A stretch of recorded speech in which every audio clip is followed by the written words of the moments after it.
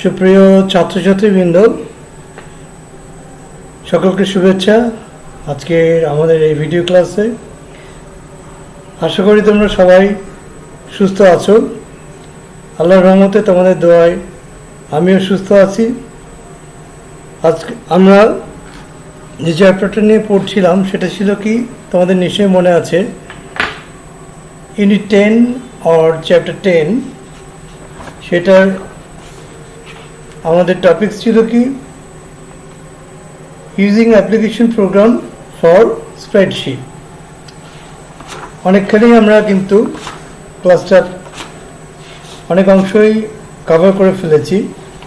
আজকে এই unit 10 chapter 10-এর শেষ থিওরিটিক্যাল ক্লাস। এরপরের থেকে তোমরা ভিডিও টিউটোরিয়ালগুলো পাবে এবং আজকে শনিবার, আগামীকাল তোমরা সকলে এই চ্যাপ্টার 10 ইউনিট 10-এ যতগুলো থিওরি ক্লাস হয়েছে, যতগুলো ভিডিও ক্লাস তোমরা পেয়েছো, সবগুলো তোমরা ভালো মতো দেখবে। যদি কোনো প্রবলেম থাকে তবে কালকের মধ্যে, আমি বলি আবারও, কালকের মধ্যে অবশ্যই আমাকে তোমরা জানাবে। কেননা আগামী পরশু দিন এই চ্যাপ্টার 10 বা ইউনিট 10-এর উপরে আমি একটা পরীক্ষা নিব। ঠিক গতবার যেমন একটা পরীক্ষা হয়েছিল, 30 মার্কসের একটা পরীক্ষা হবে তোমাদের। কাজেই যে বিষয়গুলো নিয়ে তোমাদের কনফিউশন রয়েছে, অবশ্যই তোমরা সবাই আলোচনা করে আমাকে, আজকে হলে খুব ভালো হয়, আজকের মধ্যে বা কালকে সকালের মধ্যে তোমরা অবশ্যই আমাকে হোয়াটসঅ্যাপ আর মেসেঞ্জারে লিখে অথবা ভয়েস কলের মাধ্যমে জানাবে। তাহলে সেই প্রবলেমগুলো আমি একটা সলভ ক্লাস হিসেবে আগামী পরশু দিনের পরীক্ষার ডেটটা তাহলে আমি আরেকটু পিছিয়ে আমি আগামীকাল আরেকটা সলভ ক্লাস তোমাদের নিব। তবে হ্যাঁ, বলে রাখি যে আজকে শনিবার, আগামীকাল সলভ ক্লাসে তোমরা যদি তোমাদের কাছ থেকে আমি রেসপন্স না পাই, তাহলে আমি সলভ ক্লাস বুঝবো যে তোমরা এই চ্যাপ্টারে কোনো প্রবলেম তোমাদের নেই, এবং সেই অনুযায়ী পরশুদিন তোমাদেরকে কিন্তু পরীক্ষা দিতে হবে। এটা তোমরা অবশ্যই মনে রাখবে। এবং এই পরীক্ষার মার্কস আমি এই সাবজেক্টের যেহেতু টিচার, সুতরাং এই পরীক্ষার মার্কসের সাথে আমি কিন্তু কম্পেয়ার করব ফাইনাল ফার্স্ট টার্ম যে তোমরা পরীক্ষা দিবে, সেই পরীক্ষায় এই ক্লাস টেস্টের মার্ক, আমি আগে বলে রাখছি, এই ক্লাস টেস্টগুলোর মার্ক কিন্তু আমি সেখানে যোগ দিব। কাজেই তোমরা প্রত্যেককে চেষ্টা করবে এই ক্লাস টেস্ট, অনলাইন ক্লাস টেস্টগুলোতে অংশগ্রহণ নেয়ার। তো যাই হোক, আমরা এই পর্যন্ত যে চার্টগুলো পড়েছিলাম, দেখো আমরা কি কি চার্ট পড়েছিলাম তোমাদের মনে আছে? ফার্স্টে আমরা পড়েছিলাম লাইন চার্ট, দেন আমরা পড়েছিলাম কলাম চার্ট, তারপরে আমরা কি পড়েছিলাম মনে আছে তোমাদের? আচ্ছা, আমি তোমাদেরকে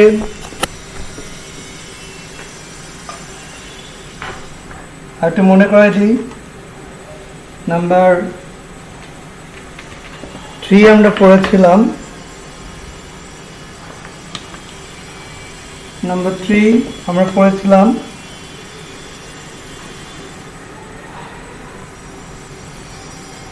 clustered column chart.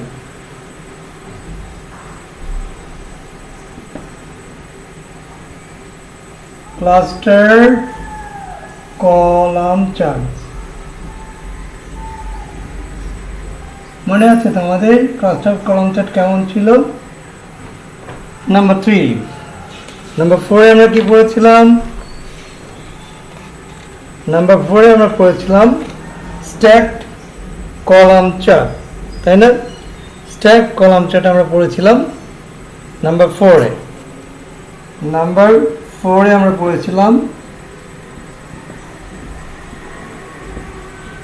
stacked column chart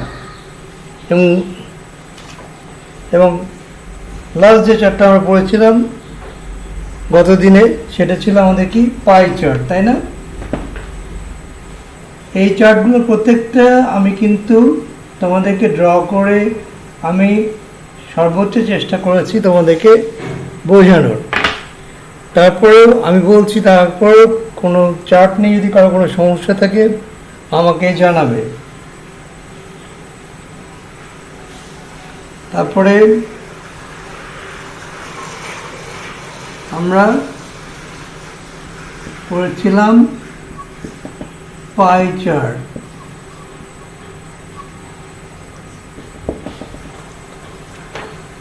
আজকে আমরা প্রায় শেষের এই চার্টের প্রায় শেষ পর্যায়ে চলে এসেছি। আর দুটো চার্ট পড়লেই আমাদের চার্ট টাইপস অফ চার্টটা আমাদের কভার হয়ে যাবে এবং অ্যাজ ইউজুয়াল আমাদের এই মাইক্রোসফট এক্সেলের থিওরিটিক্যাল ক্লাস আজকেই শেষ হয়ে যাবে। দেখো আজকে যে নতুন চার্ট পড়াবো সে দুটো নতুন চার্টের একটি হলো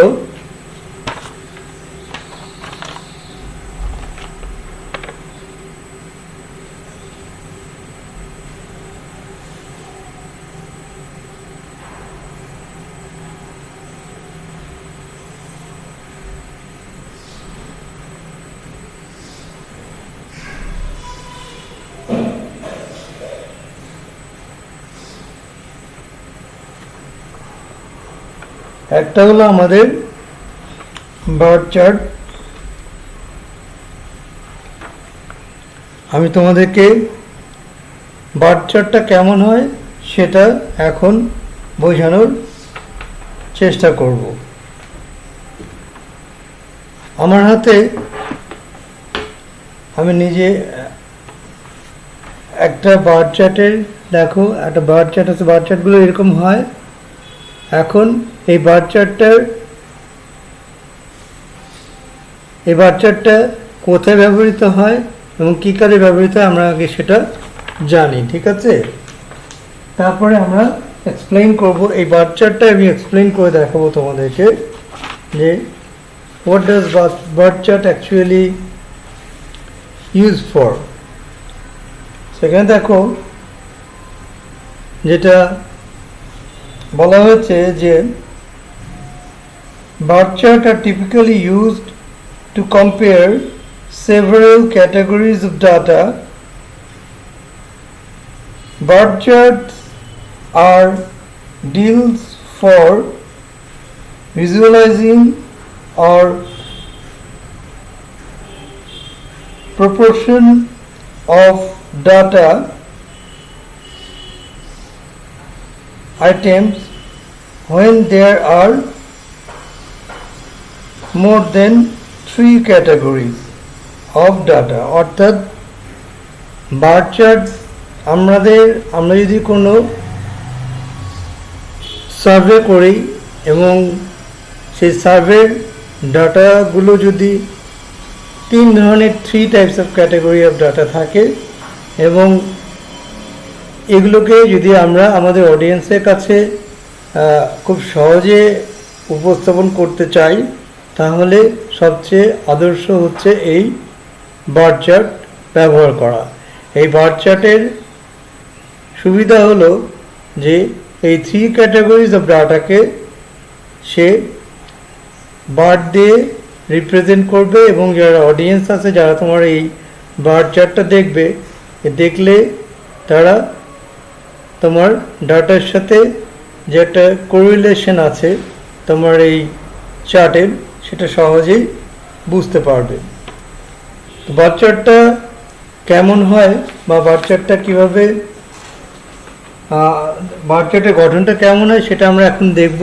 আর প্র্যাকটিক্যালি তো বার চার্ট আমি তৈরি করে তোমাদেরকে ভিডিও টিউটোরিয়াল যখন তোমরা ক্লাসগুলো পাবে এই বার চার্ট কীভাবে তৈরি করতে হয় সেটা তখন তোমরা শিখবে। তো এখন আমরা শুধু স্ট্রাকচারটা আমরা দেখি এবং এর সঙ্গে অ্যাসোসিয়েটেড ডাটা কী কী আছে। 3 ক্যাটাগরিজ অফ ডাটা আমি বললাম, এখানে দেখি আমরা যে কী কী 3 ক্যাটাগরিজ অফ ডাটাগুলোর মধ্যে সেগুলো কী কী। তো তোমরা এর আগে ক্লাসে আমি দেখিয়েছি যে যখনই কোনো তোমরা চার্ট করতে যাবে তখনই কি থাকবে, দুটো অ্যাক্সিস, দুটো অক্ষ থাকবে। This is x Axis and this is Y Axis. যখনই তুমি কোনো গ্রাফ তৈরি করবে তখন এই দুটো অ্যাক্সিস না থাকলে গ্রাফ হবে না। এবং অ্যাজ ইউজুয়াল মাইক্রোসফট এক্সেলে যখনই তুমি এই চার্ট তৈরি করতে যাবে তখনই অটো একটা অ্যাক্সিস সে তোমাকে তৈরি করে দিবে। সাধারণত অপশন বিভিন্ন রকমের থাকে, এখানে 0 থেকে তুমি শুরু করতে পারো, 10 থেকে শুরু করতে পারো, এই অপশনটাও আছে। এটা আমি যখন ভিডিও টিউটোরিয়াল তোমাদেরকে দেখাবো তখন তোমরা আরও ভালো মতো এটা বুঝতে পারবে, ঠিক আছে? তো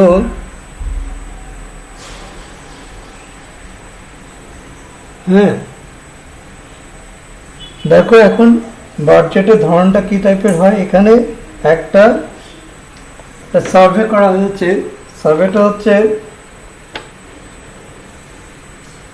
কোশ্চেনটা ছিল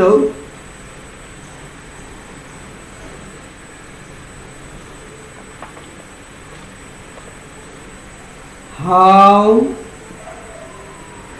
old are you, অর্থাৎ একটা কোশ্চেন পেপারে এই সার্ভে করতে গেলে সাধারণত একটা কোশ্চেন পেপার তৈরি করতে হয়।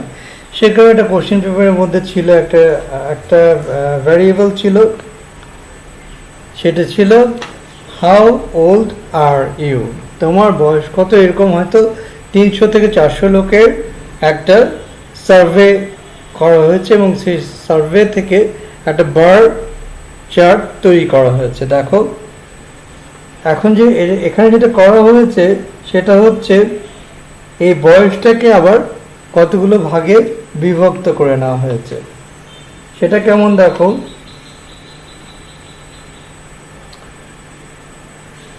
এটা আমরা এখানে সাধারণত সাজিয়েছি, বয়সগুলোকে আমরা সাজিয়েছি ডিসেন্ডিং অর্ডারে,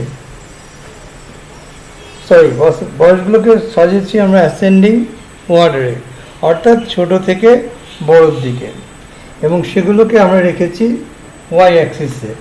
এই ওয়াই অ্যাক্সিস বরাবর আমরা সেটাকে রেখেছি। এখন ডাটাবেস, যখনই তুমি ডাটাবেস তৈরি করবে, একটা মাইক্রোসফট এক্সেলের স্প্রেডশিটে যখন ডাটাবেসটা তৈরি করবে তখন সেই ডাটাবেসটা যদি তুমি এমনভাবে তৈরি করো তাহলে এমন একটা চার্ট তোমার তৈরি হয়ে যাবে।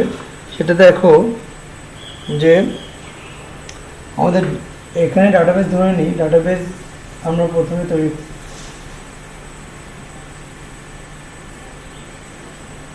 This is our database. এই ডাটাবেসে আমরা একটা ওয়ার্কশিটে এরকম একটা ডাটাবেস আমরা তৈরি করব, যার মধ্যে আমরা প্রথমে বয়সগুলোকে বিভিন্ন রেঞ্জে ভাগ করে নেব।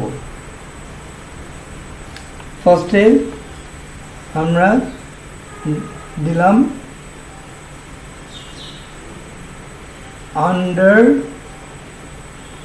13, 13 নিচে বয়সের কয়জনকে আমরা পেয়েছি সেটা আমরা দেখতে চাই। তারপর রেঞ্জটা হচ্ছে 13 to 17, দেন 18 to 25,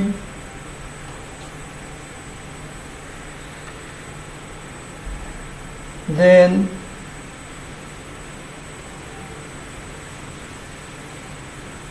26 to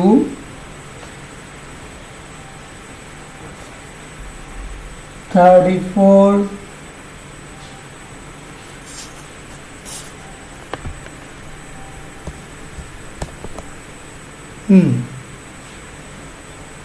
তারপরে দেখো 35 to 54 and last আমরা যে পর্যন্ত দিয়েছি যে 65 and above মানে 65 এবং তার উপরে সেটা ডাটা আমরা নিয়েছি। এভাবে আমরা প্রথমে একটা ডেটাবেস বা সার্ভে ফর্ম এভাবে তৈরি করেছি। করার পরে সার্ভে করে আমরা সেই 300 মানুষের ডাটাটা প্রথমে ম্যানুয়ালি হাতে বসিয়েছি। তারপরে সেই ডাটা যখন ডাটা অ্যানালিস্ট পেয়েছে তখন সে এরকম MS এক্সেল প্রোগ্রামে সে ইনপুট দিয়েছে। ইনপুট দেওয়ার পরে দেখো সে একটা বার চার্ট পেয়েছে, যেটা দেখতে কেমন হয়েছে যেটা তোমাদেরকে দেখাই।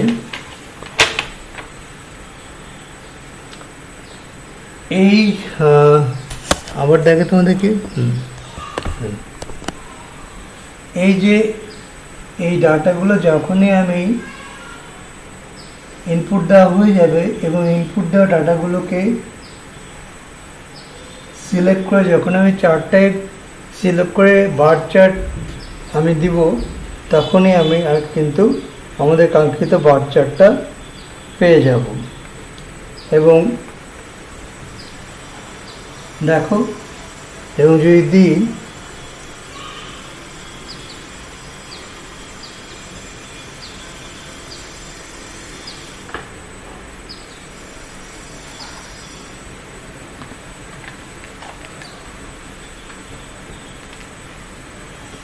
তাহলে আমরা আমাদের ডাটাবেসে কি ছিল,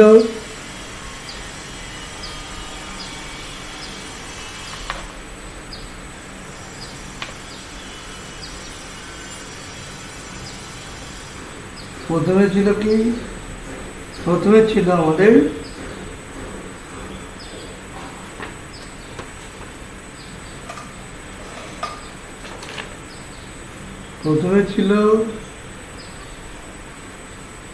আন্ডার 30, তাই না? তারপরে আমাদের রেঞ্জ কি ছিল, যাদের বয়স 13 থেকে 17। তারপরে আমরা বয়সের রেঞ্জ থেকে কি নিয়েছিলাম,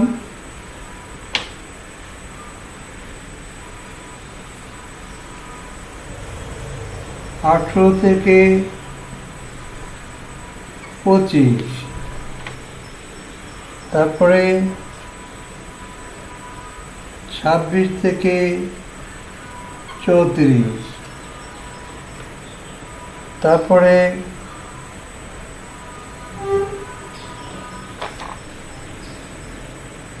35 থেকে 54।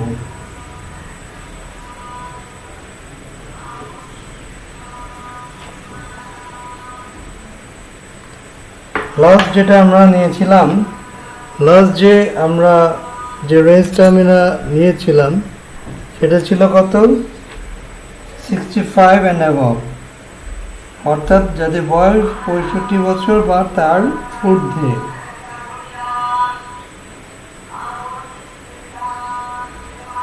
above এই হলো আমাদের ডাটা। এই ডাটাগুলো থেকে যখন আমরা আন্ডার 13 ধরো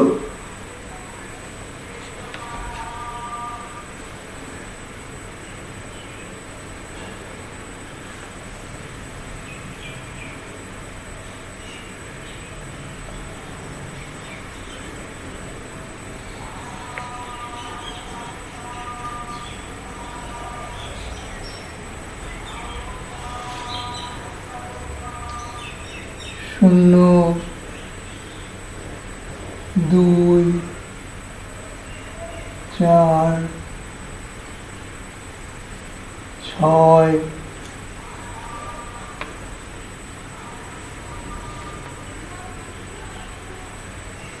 8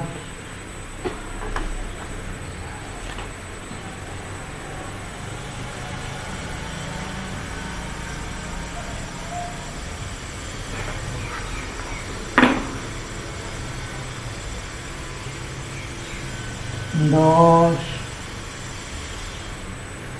12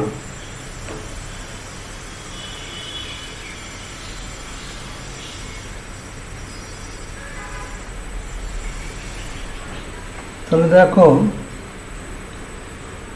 এখানে আমরা যখনই আমরা এই 65 এবং তার ঊর্ধ্বে কতজন পেয়েছি ডাটাটা যখনই ইনপুট দিব তখনই এখানে একটা বার তৈরি হবে। তাহলে দেখো এখানে 65 অ্যান্ড অ্যাবভ 65 বছর উপরে সার্ভে রিপোর্টে আমরা যে ডাটা পেয়েছিলাম সেই তথ্যটা ছিল 2। এটা একটা বার হলো। তারপরে দেখো 34 থেকে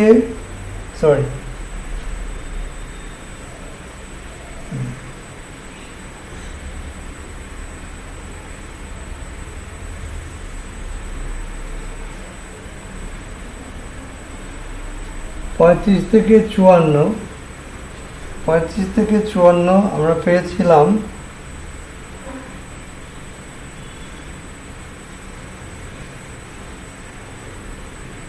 প্রায়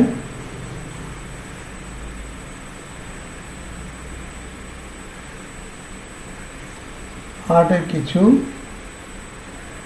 বেশি লোক। ঠিক আছে,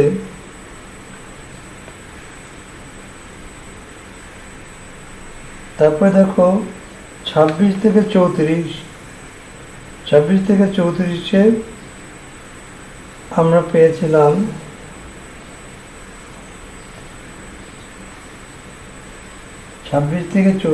আমরা পেয়েছিলাম এই 6-এর যে সংখ্যক বেশি লোক।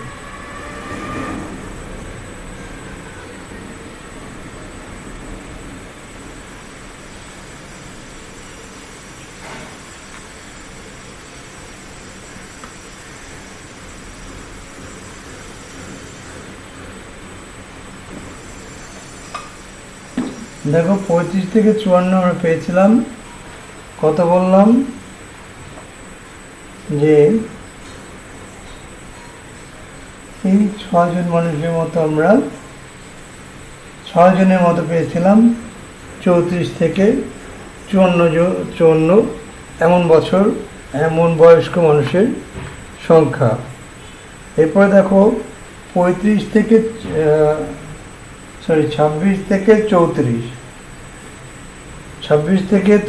34 বয়স যে মানুষগুলো আমরা পেয়েছিলাম সার্ভে রিপোর্টে তার সংখ্যা কত ছিল? তার সংখ্যা ছিল হচ্ছে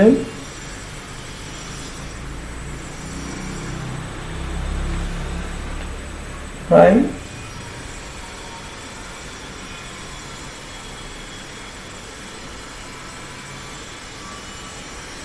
7 জনের কাছাকাছি। 18 থেকে 25 এই সংখ্যার মানুষ আমরা পেয়েছিলাম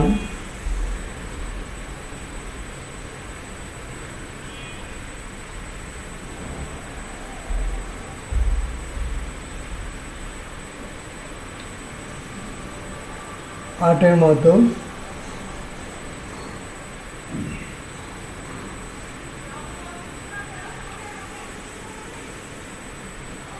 এবং তারপরে যে রেঞ্জটা ছিল 13 থেকে 17 বছর বয়স্ক, এটা আমরা পেয়েছিলাম সবচেয়ে আমাদের সার্ভে রিপোর্টে দেখা গেল সেই এলাকায়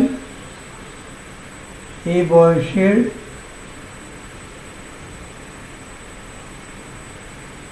অর্থাৎ এরা কি 13 থেকে 17 বছর, এরা আমরা বলবো কিশোর কিশোরী, তাই না? এই বয়সের সংখ্যাটা, এই বয়সের তাদেরকে কি বলতো, ছেলে মেয়েদের সংখ্যা বেশি ছিল বা তরুণ তরুণীদের সংখ্যা সবচেয়ে বেশি ছিল। তারপরে দেখো 13 বা তার নিচে দেখা গেছে যে সেখানেও বেশ সংখ্যা, তাদের সংখ্যাটা কিন্তু বেশ বেশি। এটাই হচ্ছে অ্যাকচুয়ালি বার্থ চার্ট। তোমরা এটা খুব অল্প সংখ্যক ডাটা দিয়ে তৈরি করা একটা বার্থ চার্ট, তোমাদের বোঝানোর সুবিধার্থে এটা আমি দেখালাম। আমি আশা করছি তোমরা বুঝতে পেরেছ। প্রথমে কি করলাম, আমরা একটা ডেটাবেস তৈরি করলাম। ডেটাবেসে আমরা রেঞ্জ ভাগ করে নিলাম বয়সের, সেই রেঞ্জ অনুযায়ী আমরা একটা সার্ভে করলাম একটা এরিয়ায় হয়তো 50 জনের বা 20 জনের একটা সার্ভে করলাম। সাপোজ 50 জনেরই একটা সার্ভে করলাম। সেখান থেকে সার্ভে রিপোর্ট থেকে আমরা একটা প্রশ্নপত্রে জিজ্ঞাসা করলাম যে আপনার বয়স কত। সেখানে এই রেঞ্জগুলো থাকবে, রেঞ্জগুলোতে আমরা টিক মার্ক দিব। সেই টিক মার্ককৃত 50 জনের ডাটাগুলো যখন নিয়ে আসা হবে এবং কম্পিউটার ইনপুট দেওয়া হবে, তখন এরকম একটা বার চার্ট আমরা পাবো। দিস ইজ দ্য ওয়ে রিসার্চাররা সাধারণত বিভিন্ন সার্ভে রিপোর্ট থেকে এমন বিভিন্ন ধরনের সুন্দর সুন্দর চার্টগুলো তারা তৈরি করে থাকে। So I hope the birth chart তোমাদের কাছে ক্লিয়ার হয়ে গেছে, তাই না? হ্যাঁ, যদি ক্লিয়ার না হয়ে থাকে আমি বলি, যদি তোমাদের কোনো কনফিউশন থাকে অবশ্যই আমি আবারও বলছি, এই যে কটা চার্ট আমি পড়লাম, এই চার্টের মধ্যে যে কোনো চার্টে যদি তোমাদের কোনো কনফিউশন থেকে থাকে অবশ্যই আমাকে ওভার হোয়াটসঅ্যাপ, ওভার মেসেঞ্জার, আমার মোবাইল ফোনও আছে, মোবাইল ফোনের মাধ্যমে তোমরা জানাতে পারো। তাহলে যেটা হবে, আমি চাই না যে কোনো একটা টপিকস সেটা তোমাদের কাছে অস্বচ্ছ থাক, ঠিক আছে? যাই হোক, নেক্সট যে চার্টটা নিয়ে আমরা লাস্ট চার্টটা নিয়ে আলোচনা করব, সেটা হচ্ছে গিয়ে তোমার এরিয়া চার্ট। এটা একটা খুব মজার চার্ট। এটা তোমরা যখন আমার নোটটা পাবে আজকে, তখন দেখবে যে কালারফুল হলে এরিয়া চার্টগুলো দেখতে আসলে খুব সুন্দর লাগে। শুধু এরিয়া চার্ট না, যে কোনো স্ট্যাক চার্ট আর বার চার্ট আর এনি কলাম চার্ট, এই চার্টগুলো যদি কালারফুল রিপ্রেজেন্টেশন যখন হবে, দেখবা যে দেখতে এত সুন্দর লাগে এবং অ্যাট এ গ্ল্যান্স তুমি ওই চার্টটা দেখেই বুঝতে পারবা যে কি সার্ভে করা হয়েছিল এবং সার্ভে রেজাল্টটা কি। এই জন্যই সাধারণত বড় বড় সার্ভে রিপোর্টগুলো তারা সাধারণত চার্টের মাধ্যমেই গ্রাফিক্যাল রিপ্রেজেন্টটা করে থাকে। তাহলে প্রথমত চার্ট তৈরি করতে হলে ফার্স্ট 1 নাম্বার কন্ডিশন, তোমাকে ডেটাবেস ক্রিয়েট করতে হবে। অর্থাৎ একটা ডাটাবেস না হলে তোমরা কিন্তু চার্ট ক্রিয়েট করতে পারবে না। তো এনিওয়ে, এখানে তোমরা যেহেতু নার্সিং সায়েন্সে আছো, সুতরাং আমি নিজে থেকেই তোমাদের বোঝার সুবিধার জন্য এরকম একটা চার্ট তৈরি করেছি, যাতে তোমরা সহজে বুঝতে পারো। সেখানে আমি দেখাতে চেয়েছি যে 2018 এবং 2018 অ্যান্ড 2019 কিছু সংখ্যক ডিজিজের কিছু সংখ্যক ডিজিজের পরিমাণটা কি ছিল এবং তার ঠিক আরেক বছর অর্থাৎ 2019 to 2020 এই ডিজিজের পরিমাণটা কতটা বেড়েছে।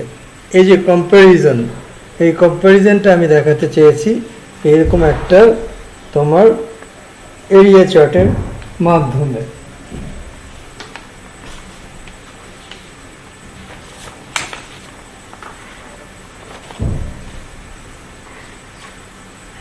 তো বেসিক্যালি এরিয়া চার্টটা সাধারণত ব্যবহার করা হয় তোমার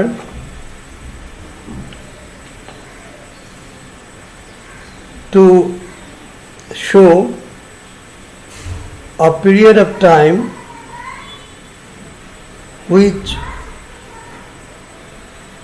things are growing more than previous years. সাধারণত ইকোনমিক্সের ক্ষেত্রে এই ধরনের চার্ট সবচেয়ে বেশি ব্যবহৃত হয়ে থাকে। তো আমরা এখন একটা এরিয়া চার্ট দেখাই তোমাদেরকে, এরিয়া চার্টটা কেমন হয়। আমি চেষ্টা করব একটু কালারফুল করার। আমার বোর্ড মার্কারগুলোতে যদি কালার থাকে, দুটো কালারের বোর্ড মার্কার আমার আছে, সে দুটো দিয়ে আমি চেষ্টা করব তোমাদের এই এরিয়া চার্টটা বোঝানোর। তাহলে প্রথমে আমাদেরকে কি করতে হবে? প্রথমে আমাদেরকে একটা ডেটাবেস তৈরি করে নিতে হবে, তাই না? তো দেখো এইখানে আমি একটা ডেটাবেস আগে তোমাদেরকে দেখাই। ডেটাবেস তৈরি করি আমি, যে ডেটাবেস দিয়ে আমরা চার্ট তৈরি করব।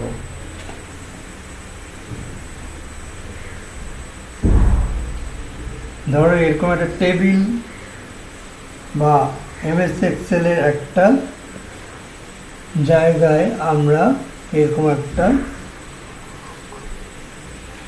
ডেটাবেস ইনপুট দেব। প্রথমে আমরা কিছু টেক্সট ইনপুট দিব। এই বাম পাশের আমি যে বসাবো, আমি এখানে ক্যাটাগরি হিসেবে এগুলোকে বাম পাশে এগুলোকে বলা হয় ক্যাটাগরি। এই বাম পাশে এগুলোকে বলা হয় ক্যাটাগরি। আমি যখন ডাটা ইনপুট দেব তখন এগুলোকে ক্যাটাগরি হিসেবে ট্রিট করবে আমাদের এমএস এক্সেল সফটওয়্যার। এখানে প্রথম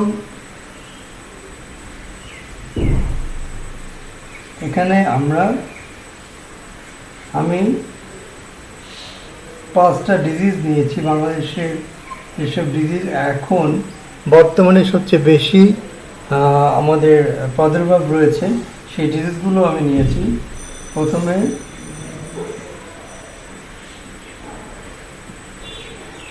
ডিজিজ নাম্বার 1 আমি এটাকে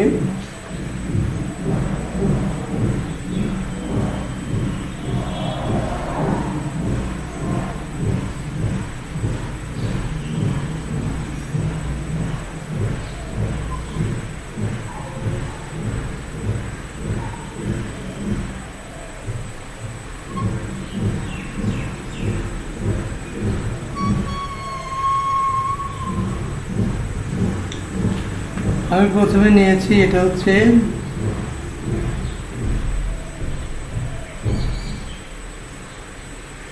হার্ট ডিজিজ।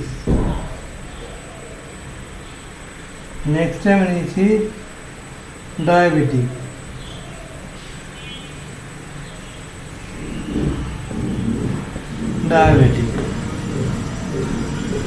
নেক্সটে আমি নিয়েছি কিডনি ডিজিজ। এই ডিজিজগুলো কিন্তু তোমরাও বিভিন্ন রিপোর্ট দেখবে, এই ডিজিজগুলো আগের তুলনায় এখন কিন্তু অনেক বেড়ে যাচ্ছে।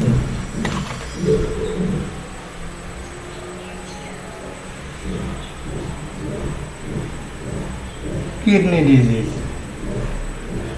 তারপরে one of the major another disease সেটা হচ্ছে ক্যান্সার, যেটার হার অনেক গুণ বেড়ে গেছে আমাদের পূর্বের বছরগুলোর তুলনায়।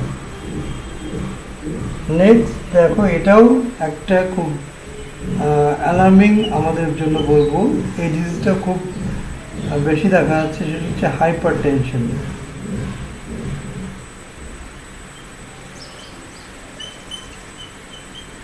দিস আর দ্য, আমি এই চ্যাপ্টার ডিজিজ নিয়ে একটা সার্ভে করার চেষ্টা করেছি।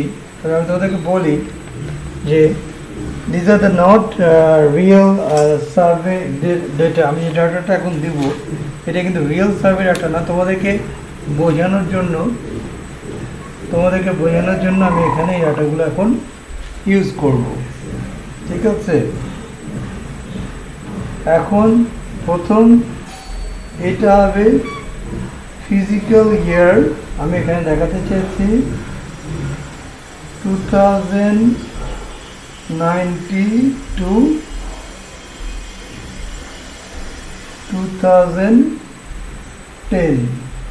অর্থাৎ 2010 থেকে 2019-এর অবস্থাটা আমি এখানে দেখাবো। এবং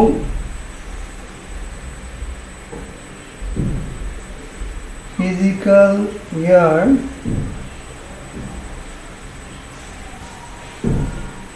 2018 এবং 2019 আমি দেখাবো।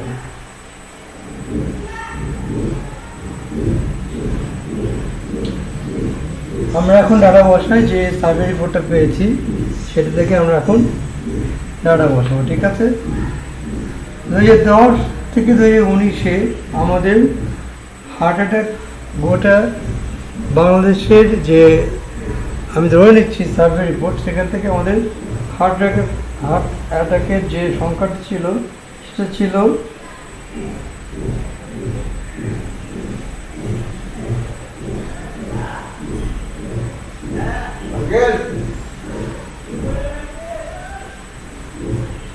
সেটা ছিল হচ্ছে, আমি তোমাদেরকে দেখাই,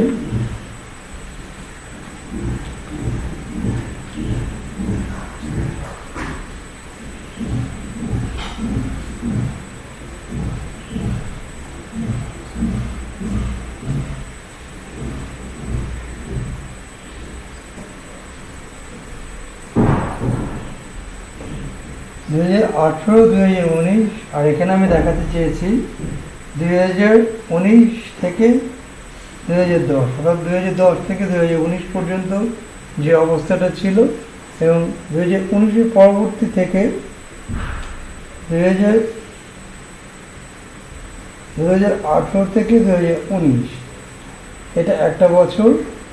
আর এখানে আমি নিয়েছি পার বছরের ডাটা, প্রায় 10 বছরের ডাটা, তাই না?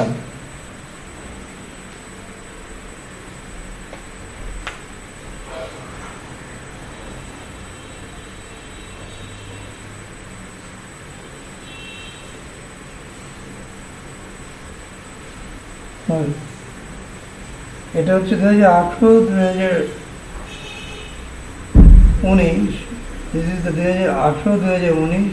আর এখানে আমি দেখাবো হচ্ছে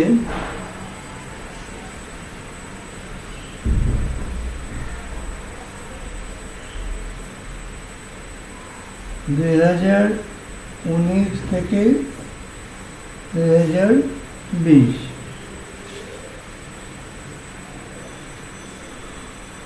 আর 2018 এবং 2019-এ আমাদের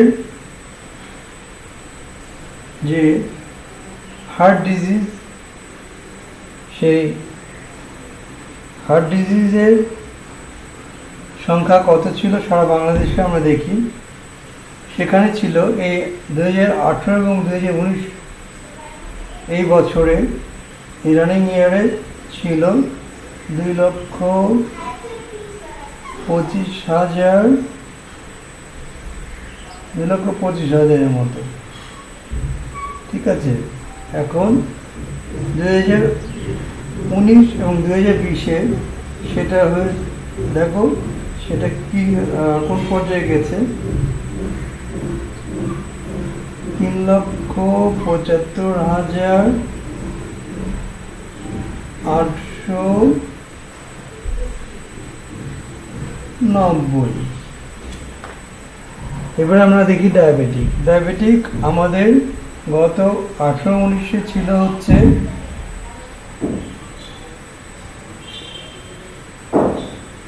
7,28,030 জন। সেখানে 19-20 এর সংখ্যা বেড়ে দাঁড়িয়েছে, দেখো কত, প্রায় 9,70,412 জন। তারপরে কিডনি ডিজিজে 2018-19 সালে রোগীর সংখ্যা ছিল অনলি 56,780 জন। সেটা আমাদের নেক্সট ইয়ারে 2019-2020 বছরে বেড়ে দাঁড়িয়েছে, দেখো কত, 1,20,321। ঠিক আছে। এরপরে আরেকটা মেজর ডিজিজ আমাদের ক্যান্সার, যেটা 18 এবং 19-এ আমাদের ছিল, ক্যান্সার রোগীর সংখ্যা ছিল 1,56,875 জনের মতো।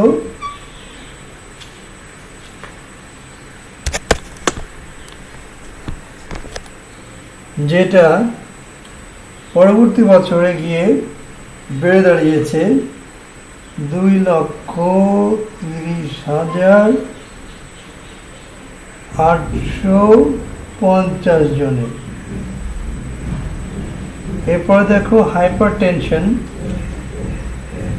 2018 এবং 2019 এই এক বছরে হাইপার টেনশন রোগীর সংখ্যা ছিল 2,10,315 জন। সেটা দেখো এই হাইপারটেনশন রোগীর সংখ্যা বেড়ে দাঁড়িয়েছে প্রায় দ্বিগুণের মতো।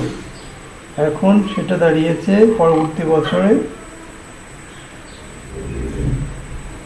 4,25,710 জন। এই হচ্ছে আমাদের ডাটাবেস। প্রথমে করব কি, আমরা যে কোনো চার্ট, তোমরা মনে রাখবে, যে কোনো চার্ট তৈরি করার আগে ফার্স্টে তোমাদেরকে এরকম একটা ডাটাবেস তৈরি করে নিতে হবে। ডাটাবেস না থাকলে তোমরা চার্ট তৈরি করতে পারবে না। এখন আমরা এই ডাটাবেসের উপর ডিপেন্ড করে আমরা এখন একটা এরিয়া চার্ট তৈরি করব। এরিয়া চার্টটা দেখতে খুব সুন্দর, মজা হয়। এটা কালারফুল। তো আমি যে নোটটা পাঠাবো, দেখো আমি যে নোটটা পাঠাবো তখন তোমরা দেখবে যে এই এরিয়া চার্টটা দেখতে কি সুন্দর।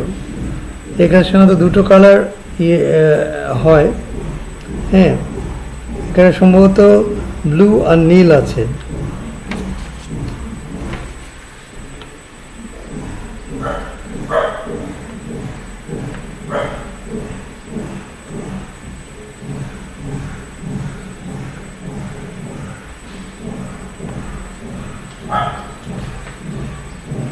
তাহলে এই হলো আমাদের ডেটাবেস। হ্যাঁ,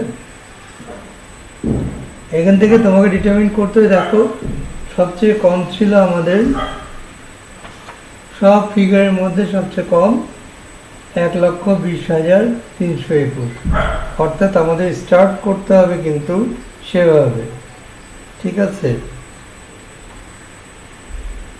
এখন অবশ্য অনেক সুবিধা হয়ে গেছে। 2013-তে 13 এডিশনে এই জিনিসটা তুমি যখন ফিগারগুলো শুধু চার্টটা, এই যে ডাটাবেসটা সিলেক্ট করে তুমি চার্ট টাইপ সিলেক্ট করে এরিয়া চার্ট দিলে অটো ক্রিয়েট হয়ে যাবে।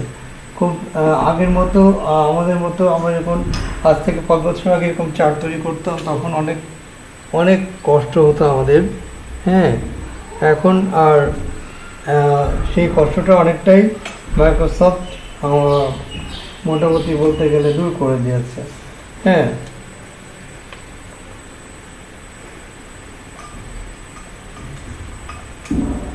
দেখো চার্টটা কেমন হবে, তুমি যখন আমার নোটটা পাবে আরো ক্লিয়ার হয়ে যাবে।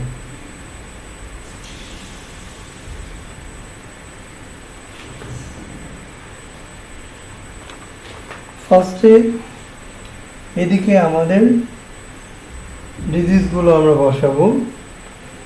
এই ডিজিজগুলো ছিল, ফার্স্টে কি ছিল, হার্ট ডিজিজ, নেক্সট হচ্ছে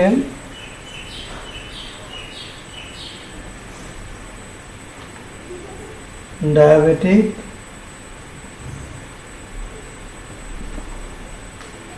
সংক্ষেপে লিখছি আমি, দাঁড়াও,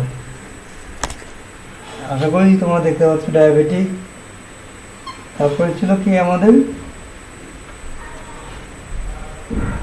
কিডনি ডিজিজ, তারপরে ছিল আমাদের ক্যান্সার, এবং লাস্ট অফ অল ছিল আমাদের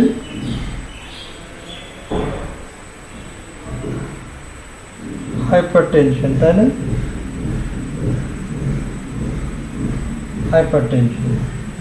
আর যেটা হবে দেখো যে হার্ট ডিজিজ,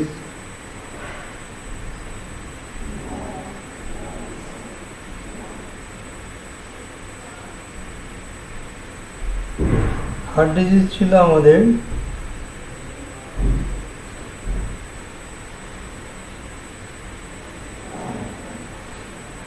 (2018) এবং 2019 সালে ছিল 2,25,000। That means এখান থেকে যদি আমি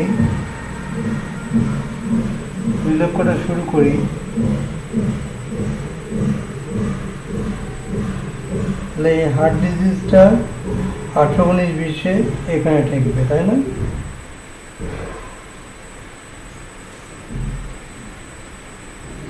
এবং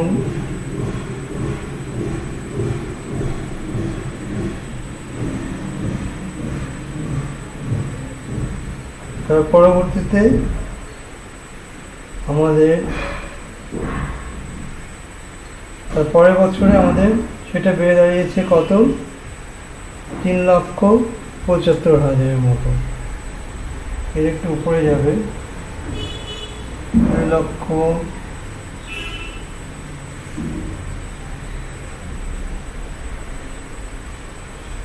তিন লক্ষ, তাহলে এরকম একটা প্লট তৈরি হবে, এরকম একটা প্লট তৈরি হবে। তারপর দেখো ডায়াবেটিক ছিল আমাদের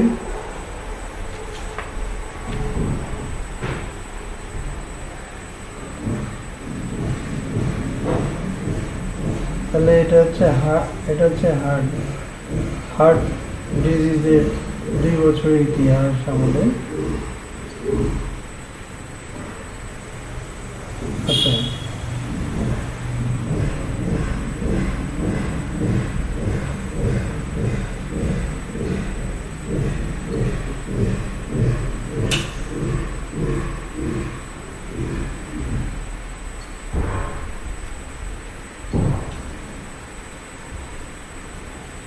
তারপরে আমাদের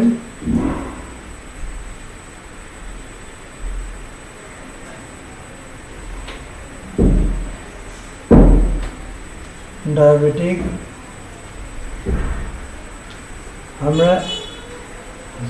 আমরা নিচের যে অংশ নিচের যে অংশ, এখানে দুটো অংশ হবে, এরিয়া চার্টটা দুইটো ভাগে ভাগ করে দিবে দুটো বছরকে। তো নিচের বছরটাকে আমরা ধরে নেব 2018-2019। 2018-2019-এ আমাদের হার্ট ডিজিজের সংখ্যা ছিল 2,25,000। So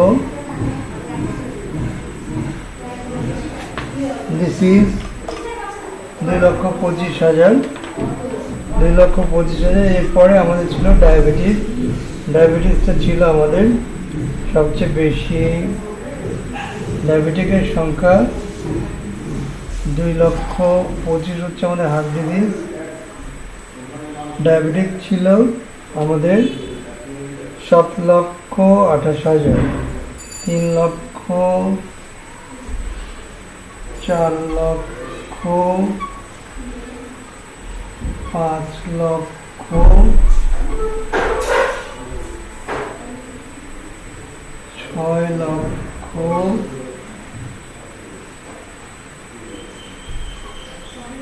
7,00,000,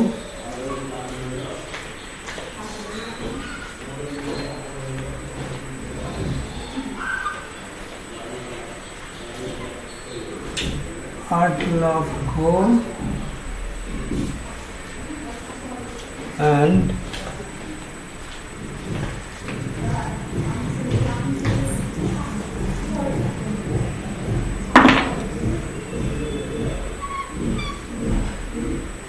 then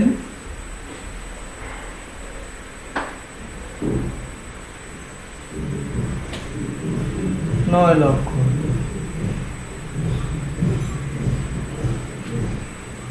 9,00,000।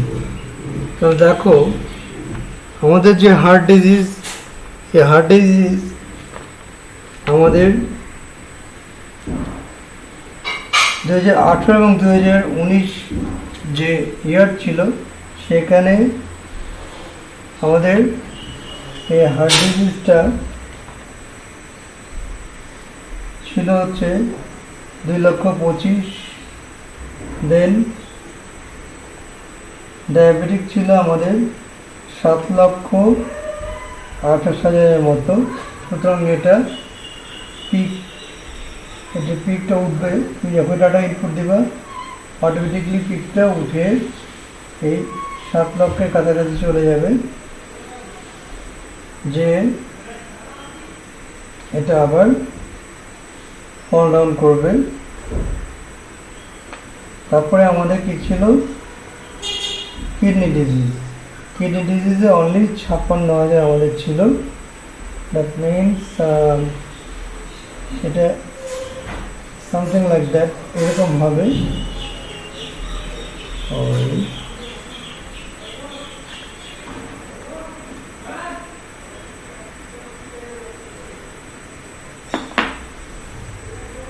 এটা হচ্ছে হার্ট ডিজিজ, এটা ডায়াবেটিক। ডায়াবেটিক ছিল আমাদের 7,28,000।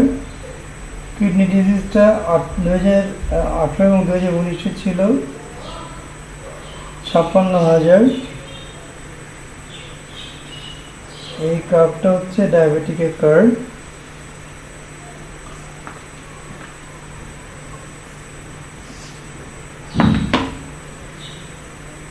This is diabetic. আমাদের ছিল সামথিং লাইক 7,28,000। ঠিক আছে। এখন এরপরে ছিল আমাদের কি কিডনি ডিজিজ, যেটা 2018 এবং 2019 ছিল অনলি 56। সেটা পিকটা হবে অনেকটা এইরকম, সামথিং লাইক দ্যাট। তারপরে আমাদের ক্যান্সার 2000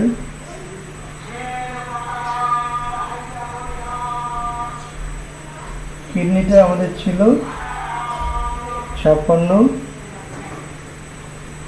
দেন ক্যান্সারটা ছিল আমাদের গত বছরে 1,56,875। দ্যাট মিনস ক্যান্সারের পিকটা উঠবে, দেখো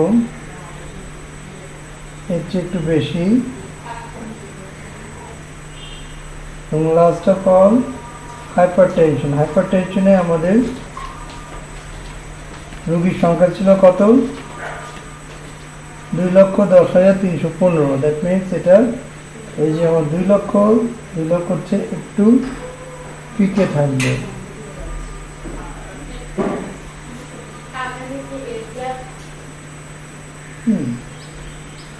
এখন যদি এই একই চার্টে আমরা ফিজিক্যাল ইয়ার পরের বছর আমরা দেখতে চাই, তাহলে দেখো হার্ট ডিজিজ হয়েছে, এই হার্ট ডিজিজ হয়েছে কত?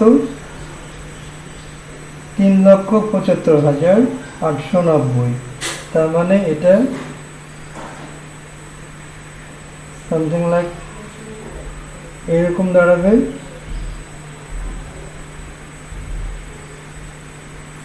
ডায়াবেটিক আমাদের আরো বেড়েছে, এটা বেড়ে দাঁড়িয়েছে 9,70,000।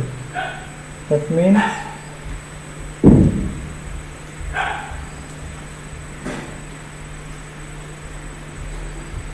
এটা তাহলে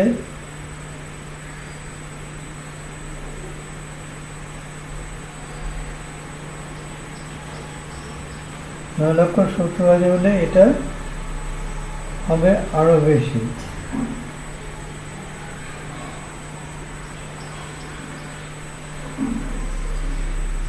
এটা হবে এমন,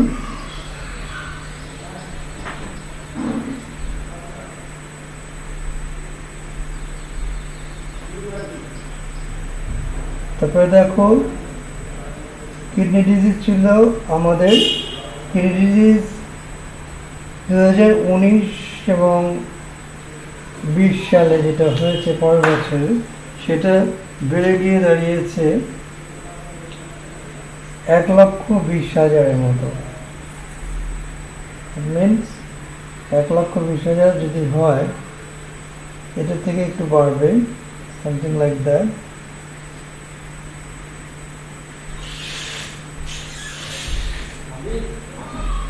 তারপরে দেখো এখানে আমাদের ক্যান্সারে হচ্ছে 2,30,050। 2,30,050 মিনস এটার 2,30,050, হ্যাঁ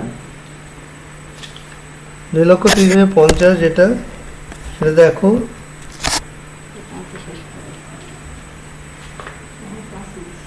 $2,30,050 আরেকটু উঠবে। এবং আমাদের শেষে ছিল হাইপারটেনশনে রোগীর সংখ্যা আমাদের 2019-20 হয়েছে 4,75,000 মতো। হাইপারটেনশনটা তাহলে বেড়ে গিয়ে দেখো কত দাঁড়িয়েছে, নিয়ার অ্যাবাউট 4 লক্ষ।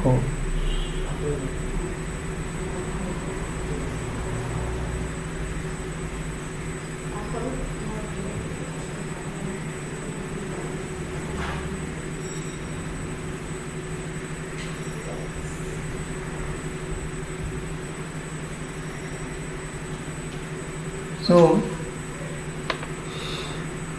এটা গ্রাফিক্যাল রিপ্রেজেন্টেশনটা, আমার যে নোটটা আছে যখন তোমরা দেখবে তখন দেখবে যে এটা কত কালারফুল হয়েছে এবং সুন্দর লাগবে। এখানে কালার দিলে আরও সুন্দর লাগবে। আমি একটু চেষ্টা করে দেখছি, যদি আমরা এই অংশটা লাল করি, যদি আমরা এই অংশটা লাল করি,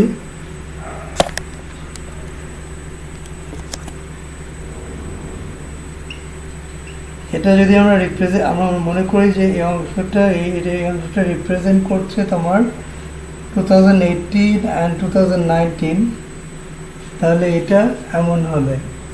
আমার নোটটাতে আমি তোদেরকে যে আজকে নোটটা পাঠাবো, সেখানে দেখবা যে কত সুন্দর কালার হলে আসলে জিনিসটা কত সুন্দর লাগে। দুটো কালার ইউজ করা, সেখানে দুটো কালার ইউজ করা হয়েছে, ব্লু এবং রেড। তো এই হচ্ছে আমাদের যেটা ছিল লাস্ট আমাদের এই মাইক্রোসফট এক্সেলের চার্টের এরিয়া চার্ট। এবং তোমাদেরকে যেটা বললাম যে আজকেই আমাদের মাইক্রোসফট এক্সেলের থিওরি ক্লাস কিন্তু আজকে শেষ। সুতরাং তোমাদের এর আগেও গত 2 ক্লাসে আমি বলেছি, বাট আমি রেসপন্স পাচ্ছি না। তার মানে রেসপন্স না পেলে আমি ধরে নেব 1 নাম্বার যে তোমরা বুঝতে পারছো, আর 2 নাম্বার হয়তো তোমরা বুঝছো না, কিন্তু আমাকে ইনফর্ম তোমরা করছো না। একটা কথা বলে রাখি, যদি আমাকে ইনফর্ম তোমরা না করো এবং যদি তোমরা না বুঝে থাকো, তাহলে তার দায়ভার কিন্তু আমি নিব না। সেক্ষেত্রে আমি আবারও বলছি, তোমাদের যদি কোনো জায়গায় প্রবলেম থাকে তোমরা অবশ্যই হোয়াটসঅ্যাপ মেসেঞ্জারের মাধ্যমে তোমরা সবাই মিলে বসে এই কয়দিনের যে ভিডিও ক্লাসেগুলো দেখবে, দেখার পরে যদি কোনো চার্ট বা আদার্স বিষয়গুলো সম্পর্কে তোমাদের কোনো সমস্যা থাকে, আমাকে তোমরা ফিডব্যাক আজকে বা কালকে সকালের মধ্যেই দিবে, যাতে আমি কালকে একটা রিভিউ ক্লাস নিতে পারি এবং আগামী পরশুদিন এই চ্যাপ্টার উপরে এই 4টা যে লেকচার হলো তোমাদের, এই 4টা লেকচারের উপরে আমি একটা কিন্তু অনলাইন টেস্ট নেব। আর একটা কথা বলে রাখি যে চার্ট তোমাদের এত ডিপলি না পড়লেও হবে। আমি তোমাদেরকে সাজেস্ট করে দেব যে 2টো সহজ চার্ট তোমরা তৈরি করবে, যে 2টো সহজ চার্ট, সেটাও আমি আমার ভিডিও টিউটোরিয়ালে আমি দেখিয়ে দিব। সাধারণত এই পরের যে চার্টগুলো আমরা দেখলাম, আজকে যে চার্টটা দেখলাম, এটা হায়ার সার্ভেগুলোতে লাগে, কাজেই এত বেশি ডেপথে যাওয়ার তোমাদের এখন দরকার নেই। শুধু তোমাদের টাইপস অফ চার্ট নামগুলো জানলেই হবে এবং 2টো চার্ট মিনিমাম 2টো চার্ট সম্পর্কে কিন্তু তোমাদের জানতে হবে। তার কারণ হলো, যদি এক্সটার্নাল এসে তোমাদেরকে এক্সেলে একটা চার্ট তৈরি করতে বলে, একটা লাইন চার্ট তৈরি করতে বলে, সেটা যদি আবার তোমরা দেখাতে না পারো, তাহলে কিন্তু সেখানে একটা ডিসক্রেডিট থেকে যাবে। সেটা যেমন তোমাদেরও হবে, আমারও হবে। তো যাই হোক, আমি আশা করি আজকে যে 2টো চার্ট আমরা পড়লাম, একটা হচ্ছে বার চার্ট এবং আরেকটা হচ্ছে এরিয়া চার্ট, আই হোপ এই 2টো তোমরা বুঝতে পেরেছো এবং আমার নোটটা পেলে বুঝতে তোমাদের আরও সুবিধা হবে। তো সবাই তোমরা ভালো থেকো, সুস্থ থেকো। আজকে এই পর্যন্তই। আল্লাহ হাফেজ।